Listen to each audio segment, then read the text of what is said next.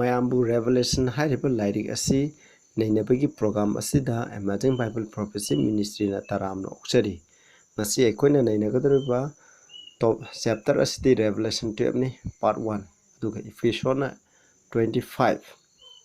aikoina ngasi nainagadriba topic asi asoke matik maruoi maramdi revelation 12 nainaba habse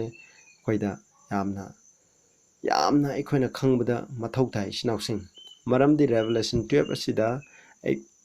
Satan ga ishorga ki controversy lan atho sargada satharak lan ado prithvi da aroiba matamda aikoina hojik lairiba matam phawda sathabagi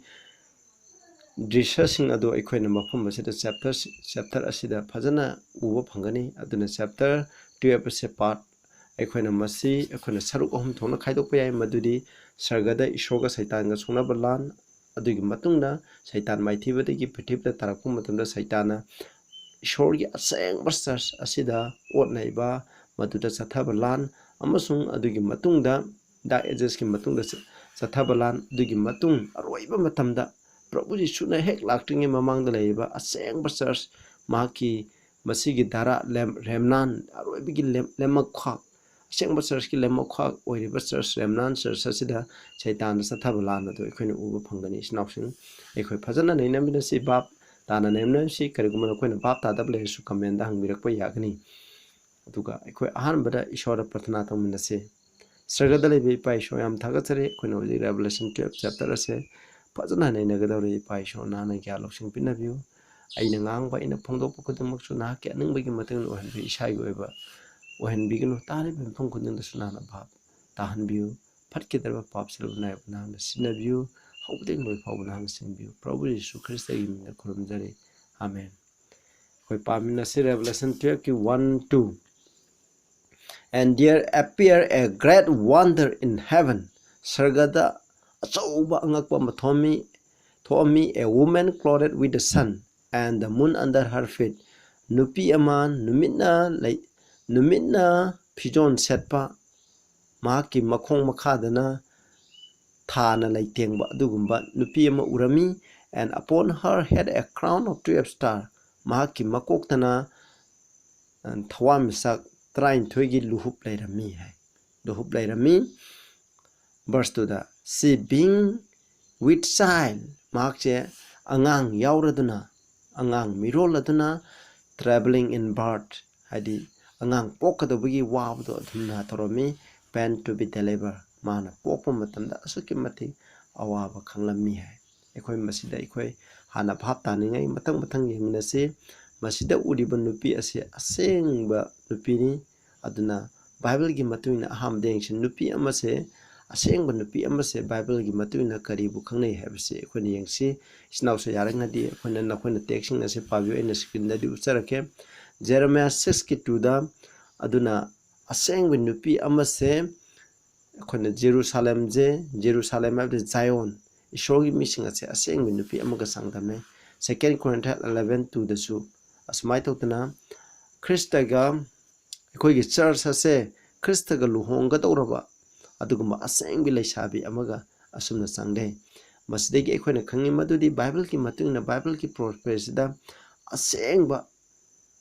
church a saying but nupi amana asumba church adubu equina Kangnei habsini masin makha tharakpa chapter sing da sunu nupi gi maramda ekhoni yamnai nakani oktabi nupi na oktabi church pu khangnei aina mamang do sai kre aduga mathangi chapter 13 je masin nei na bata su yamna maru oi aduga numit habsi gi artha ekhoi yemna se Malachi 4:2 da haibigi matung in hai masida ko ishor bu kiba minsing aduda dharma sembegi numit aduna mahaki anapa phanbegi masasing aduga loinana tholakani habni sida aduna masida son of righteousness haina khangna debse kanano ana Prabhu Jesu Christ ne dharma senbagi numet haide Prabhu Jesu Christ natana dharma senbagi numet leite aduna masida san haina representative haiba nupi asina numet ki phijo leitenge habadi mase Christ gi dharma sembado mahangna loksale habni masini ko adu masibo ekhona khanai aduga mahaki meaning amana numit habase ekhona amarom da yengba yai New Testament bu jo ekhoni khanai maramdi Prabhu Jesu Christ na lakpa mata Old Testament lairiba khudimase masi ꯑꯩꯈꯣꯏꯅ ꯄ꯭ꯔꯚꯨ ꯖꯤꯁꯨ ꯈ꯭ꯔꯤꯁꯇꯗ reflect ꯇꯧꯔꯒ ꯉꯥꯟꯕꯅꯤ ꯃꯗꯨꯕꯨ ꯑꯩꯈꯣꯏꯅ ꯈꯪꯅꯩ ꯑꯗꯨꯒ moon ꯍꯥꯏꯕꯁꯤꯁꯨ ꯃꯗꯨꯅꯤ ꯁꯤꯗ ꯆꯞ ꯃꯥꯟꯅꯩ ꯃꯨꯜꯅ ꯑꯣꯜ ꯇꯦꯁꯇꯥꯃꯦꯟꯕꯨ ꯑꯩꯈꯣꯏꯅ ꯈꯪꯅꯩ ꯃꯁꯤꯒꯤ ꯃꯥꯒꯤ ꯃꯤꯅꯤꯡ ꯁꯦꯀꯦꯟꯗꯔꯤ ꯑꯗꯨꯃꯥꯏꯅ ꯑꯣꯏꯕ ꯌꯥꯏ ꯑꯗꯨꯒ 2 Corinthians 5:21ꯒꯤ ꯃꯇꯨꯡꯗꯁꯨ ꯄ꯭ꯔꯚꯨꯖꯤ ꯄꯥꯞ ꯁꯨꯡꯇꯧ ꯇꯧꯈꯤꯗꯕ ꯄꯥꯞ ꯁꯨꯡꯈꯪ ꯈꯪꯗꯕ ꯄ꯭ꯔꯚꯨ ꯖꯤꯁꯨ ꯈ꯭ꯔꯤꯁꯇꯁꯦ ꯑꯩꯈꯣꯏꯒꯤꯗꯃꯛ ꯄꯥꯞ ꯑꯣꯏꯍꯟꯕ ꯌꯥꯕꯅꯤ ꯃꯔꯝꯗꯤ ꯑꯩꯈꯣꯏ ꯙꯔꯃ ꯆꯦꯟꯕ ꯐꯪꯅꯤꯡꯉꯥꯏꯒꯤꯗꯃꯛ ꯏꯁꯣꯔꯒꯤ ꯆꯔꯆꯅ ꯑꯁꯦꯡꯕ ꯆꯔꯆꯅ ꯙꯔꯃ ꯆꯦꯟꯕ ꯂꯩꯇꯦꯡꯂꯤꯕꯁꯤꯒꯤ ꯃꯔꯨꯑꯣꯏꯕ ꯃꯔꯝꯗꯤ ꯀꯔꯤꯅꯣ ꯄ꯭ꯔꯚꯨ ꯖꯤꯁꯨ ꯈ꯭ꯔꯤꯁꯇꯒꯤ ꯃꯄꯥꯟꯅꯤ ꯃꯨꯟꯅ ꯍꯥꯏꯕꯁꯤꯒꯤ ꯑꯥꯔꯊ ꯑꯃꯨꯛ ꯑꯩꯈꯣꯏ ꯌꯦꯡꯃꯤꯟꯅꯁꯤ ꯊꯥ ꯍꯥꯏꯕꯁꯤꯒꯤ ꯑꯥꯔꯊꯁꯦ Psalm 89ꯒꯤ 37ꯒꯤ ꯃꯇꯨꯡ ꯏꯟꯅꯗꯤ ꯃꯨꯟ ꯍꯥꯏꯕꯁꯦ ꯑꯁꯦꯡꯕ ꯁꯥꯈꯤ ꯁꯔꯒꯗ ꯑꯣꯏꯕꯒꯨꯝꯅ ꯑꯁꯦꯡꯕ ꯁꯥꯈꯤ ꯄꯤꯔꯤꯕꯗꯣ ꯃꯗꯨꯕꯨ ꯑꯩꯈꯣꯏꯅ ꯈꯪꯅꯩ ꯑꯗꯨꯅ ꯃꯁꯤꯗ ꯅꯨꯄꯤ ꯑꯁꯤꯒꯤ ꯃꯈꯣꯡ ꯃꯈꯥꯗ ꯊꯥꯅ ꯂꯩꯇꯦꯡꯉꯤ ꯍꯥꯏꯕꯒꯤ ꯑꯥꯔꯊꯗꯤ ꯍꯥꯏꯔꯤꯕ ꯅꯨꯄꯤ ꯑꯁꯤꯅ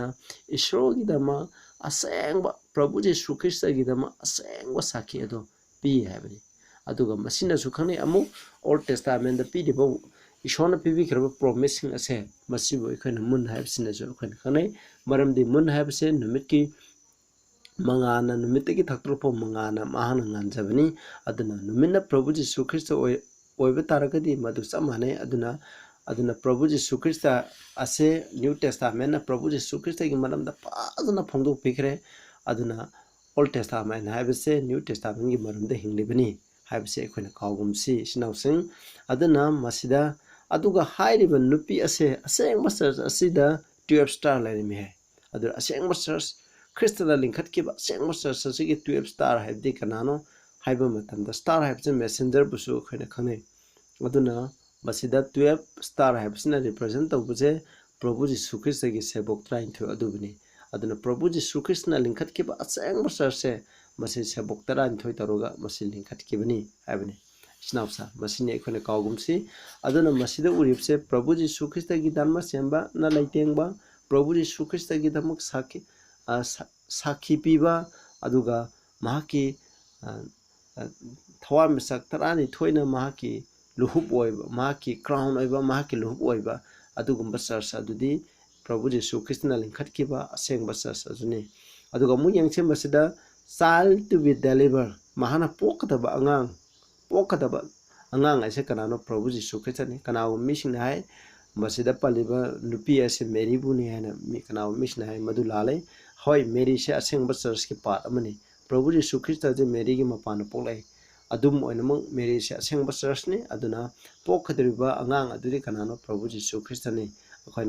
ꯑꯩꯈꯣꯏꯗ ꯋꯥꯁꯛ ꯄꯤꯈ꯭ꯔꯕ ꯃꯦꯁꯥꯌꯥ ꯑꯗꯨꯅꯤ ꯃꯁꯤ Genesis 3:15ꯗ ꯏꯁꯣꯔꯅ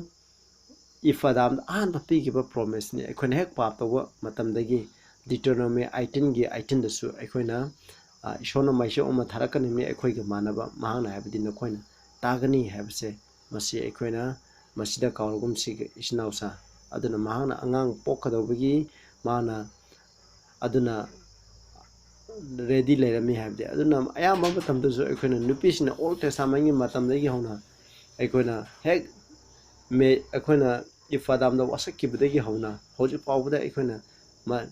ꯃꯦꯁꯥꯌꯥ ꯑꯁꯤ ꯅꯨꯄꯤꯒꯤ ꯃꯄꯥꯟꯗ ꯄꯣꯛꯀꯅꯤ ꯍꯥꯏꯅ ꯅꯨꯄꯤ ꯀꯌꯥꯅꯗꯤ ꯃꯦꯁꯥꯌꯥꯒꯤ ꯃꯃꯥꯗ ꯑꯣꯏꯖꯒꯦ ꯍꯥꯏꯅ ꯊꯧꯔꯥꯡ ꯉꯥꯡꯗꯨꯅ ꯂꯩꯖꯔꯤꯕꯅꯤ ꯑꯗꯨꯅ ꯃꯍꯥꯛꯁꯦ ꯑꯩꯈꯣꯏꯒꯤꯗꯃꯛ ꯗꯦꯖꯤꯌꯔ ꯑꯣꯐ ꯑꯦꯖꯦꯁꯅꯤ ꯑꯗꯨꯅ ꯅꯨꯄꯤꯁꯤꯡꯒꯤ ꯑꯄꯥꯝꯕ ꯑꯗꯨꯅ ꯑꯣꯜ ꯇꯦꯁꯇꯥꯃꯦꯟ ꯃꯥꯗꯔꯁꯤꯡꯅꯁꯨ ꯃꯈꯣꯏꯒꯤꯅ ꯄꯣꯛꯀꯗꯕ ꯃꯦꯁꯥꯌꯥ ꯑꯗꯨꯒꯤ ꯈꯟꯗꯣꯛꯈ꯭ꯔꯕꯗꯨ ꯃꯈꯣꯏꯅ ꯑꯣꯏꯅꯤꯡꯉꯤ ꯍꯥꯏꯕꯁꯦ ꯃꯁꯤꯗ ꯃꯌꯦꯛ ꯁꯦꯡꯅ ꯎꯕ ꯐꯪꯉꯦ ꯑꯃꯨꯛ ꯚꯔꯁ 3ꯒ 4ꯒ ꯑꯃꯨꯛ ꯅꯩꯅꯁꯤ and there appeared another wonder in heaven aduga angakpa anini ko ahanba wonder da asengba nupidu utkare anishubu wonder anishubu angakpada nengsi behold a great red dragon ngangba so wasinglai mako having 7 heads and 10 horns yamna ningibu maki makok tare palami machi tara palami 7 crowns upon his head maki makok sing aduda luhup tare lairami hai masida ꯃꯗ ꯌꯦꯡꯕꯤꯌꯨ ꯃꯈꯥ ꯇꯥꯔꯛꯄꯗꯁꯨ ꯃꯁꯤꯒꯤ dragon ꯑꯁꯤꯒꯤ ꯃꯔꯝꯗ ꯑꯩꯈꯣꯏꯅ ꯃꯍꯥꯛꯀꯤ ꯃꯁꯤꯁꯤꯡ ꯑꯁꯤꯒꯤ ꯃꯔꯝꯗ ꯑꯩꯈꯣꯏꯅ ꯅꯩꯅꯒꯅꯤ and his tail drew the third part of the stars of heaven ꯁꯔꯒꯗ ꯂꯩꯔꯤꯕ ꯊꯋꯥꯟꯃꯤꯆꯥꯛꯁꯤꯡ ꯑꯗꯨꯒꯤ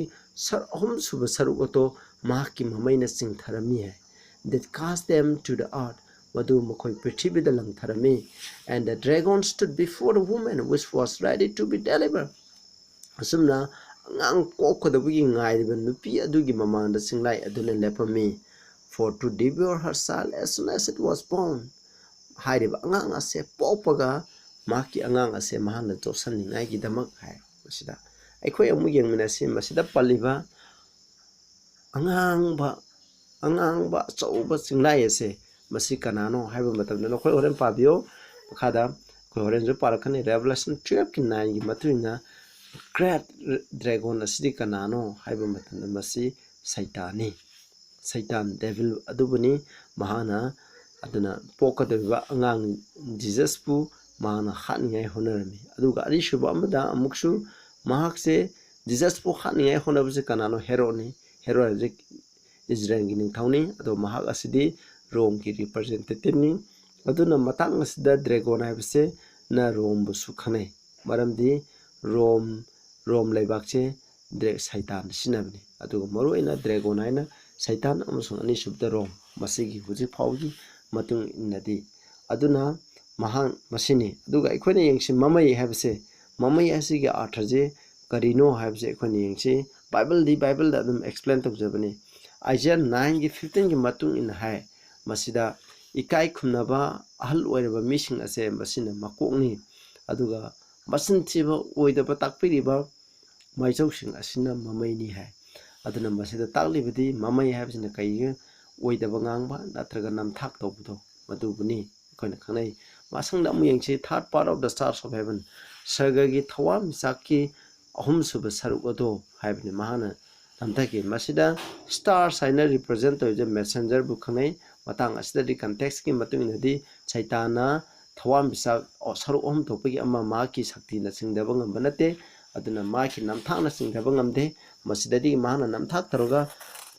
sargagi thawam sa ahum thopagi amma haitari kanano mahana namthak torije masida star na represent torije sargadu sing adubuni khanai aduna sargada saitana lan hoba matamda mahaki misangda leibse sargadu ahum thopagi amadi mahaki misangda lei kanai mapana mahaki oidaba ngangba mahaki namthak adugi mapana masi oi habse ekhoina sidagi mayek sena khangi masine sinawsa aduga hairiba nupi asina angang popaga habdi nupi habse Mary je parni adubu masida paliba nupi aside Mary nate ishorgi asengba church ni Mary su asengba church adugi part amani habse masi ekhoina kawgumse mathangda verse 5 amu yeminase and she bought for a man child aduga mahangna angang nupa ama poami who was to rule all nation with a rod of iron mahana prithvi dale jat khudi moche jot ki bisai amana sasan tawgani and her child was caught up unto God adu hairiba macha che shorgi mafamda pukhat kare and to his throne mahaki singhasan da masidigi khange madudi hairiba men child asigi mahakse sargada puthokre adugo mahak sargada mahaki singhasan julai hai mahaki shorgi manakta mahaki singhasan da hai aduna masida chapaliba men child ase kanano yengba matamda Revelation 19 gi 15 16 da nakoina paba matamda Revelation 19 da ngang lebse Prabhu Jesu Krishna angauba sagol ama tonglaga mahana lakpa ani shuba lakpado madugi maramda ngangbani aduna masida mahana jai masida hai mahana he shall rule them with a rod of iron hamni haide Prabhu Jesu Krishna jor ki lise emagloina na sasan tawgani hai aduna masida nupi sina poliba angang adudi kanano Prabhu Jesu Krishna leba to Prabhu Jesu Krishna je church asengba church ta lakhibani madubu aikoina khanai sinawsing masida aikoina kawgumsi aduga verse 16 da habse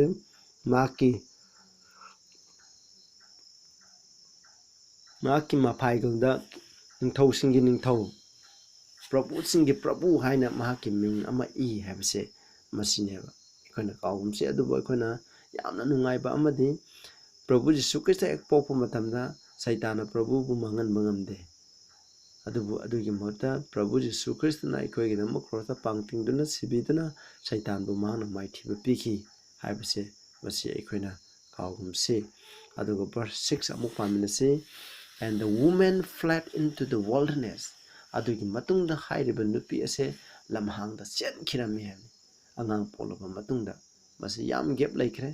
aikoi Prabhu Jesu Krishna lakre aikoi dama cross sibikre adugi matungda ko haiba nupi ase asengba church ase lamang da chen kirami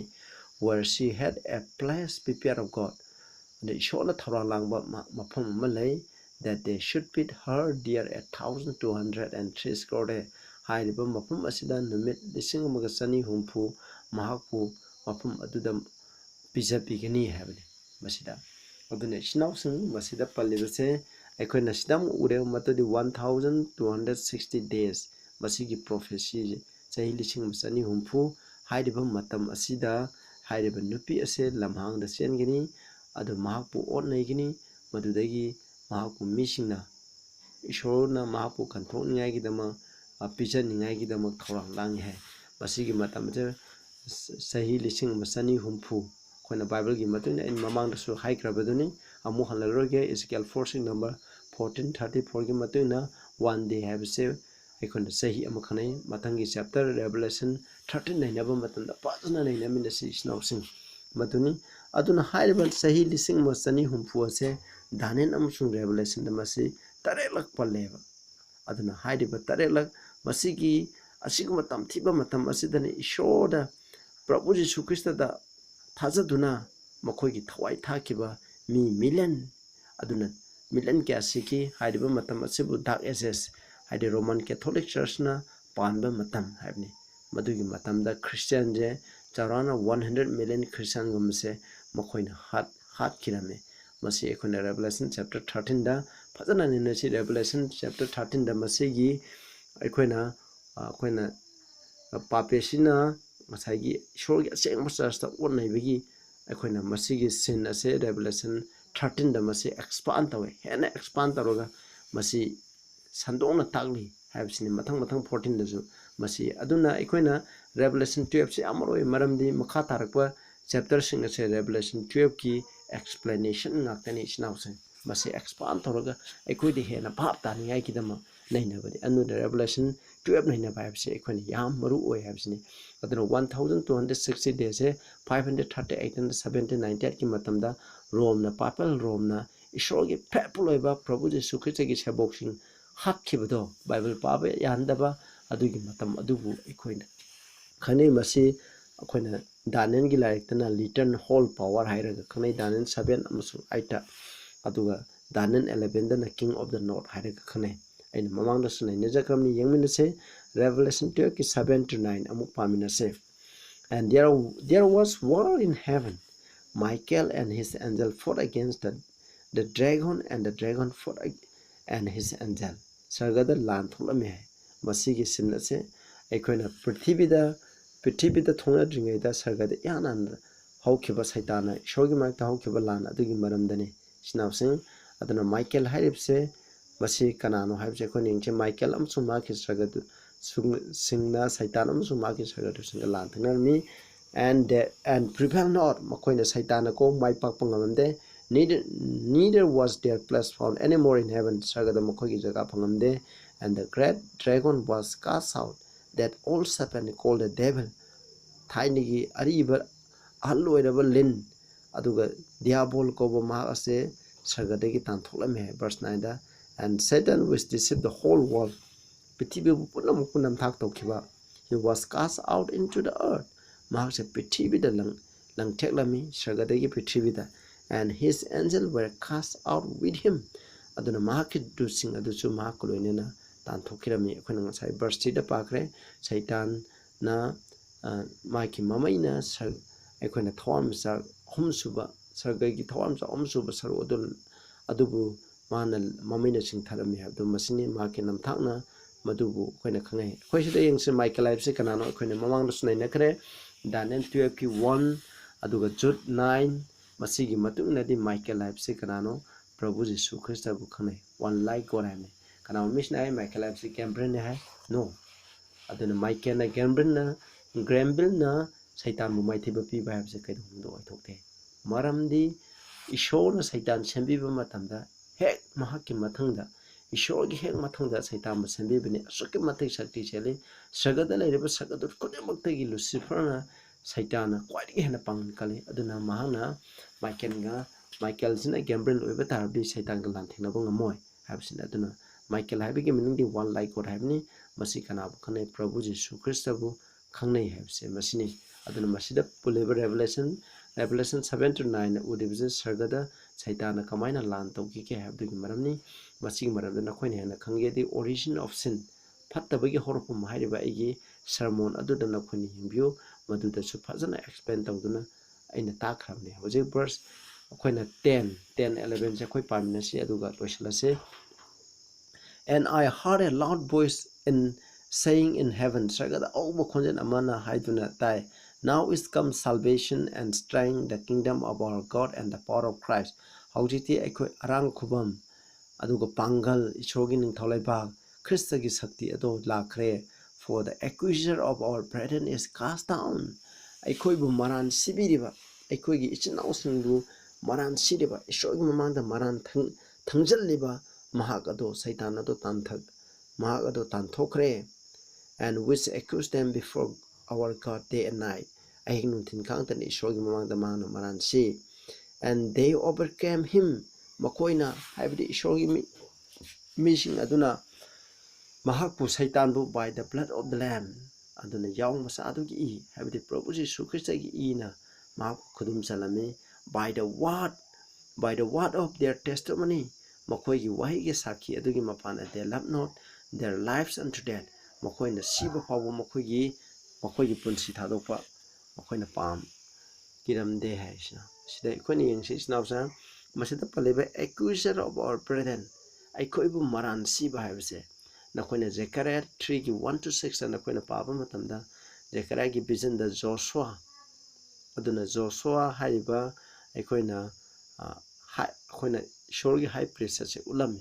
adu Saitana maransi maramdi Saitana mahak Ishorgi mamang da mahak maransi mahak pataba mini ana hai adu matamda Ishonai ma Joshua je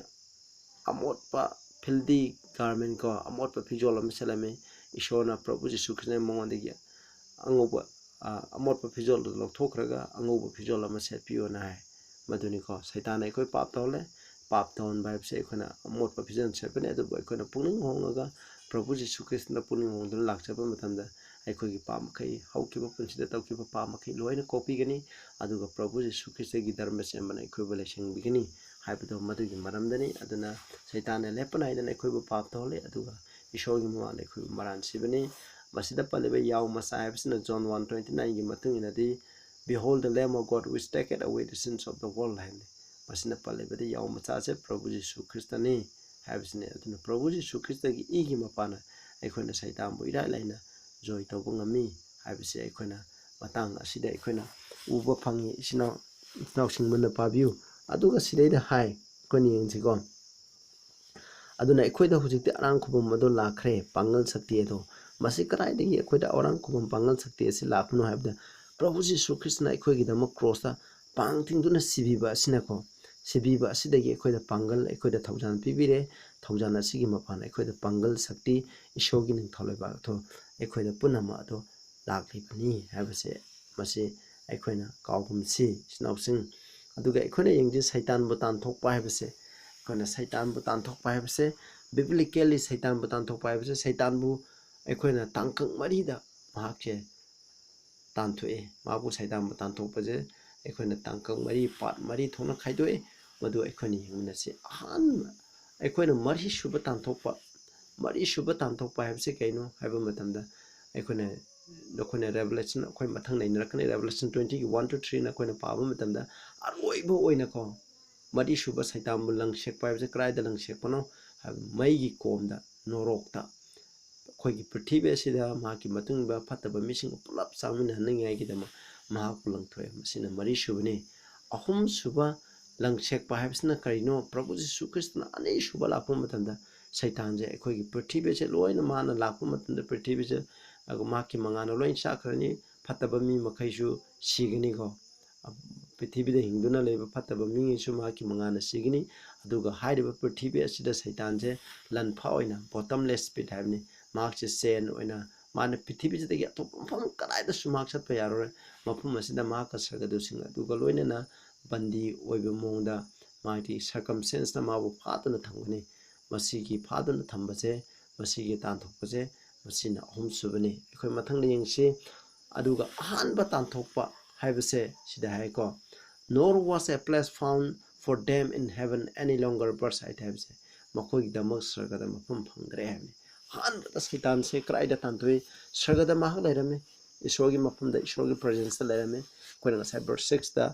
aikoina 7 to 9 paba matamda aikoina khangre madudi saitana lan haure ishorgi mayakta ishorgi government gi mayakta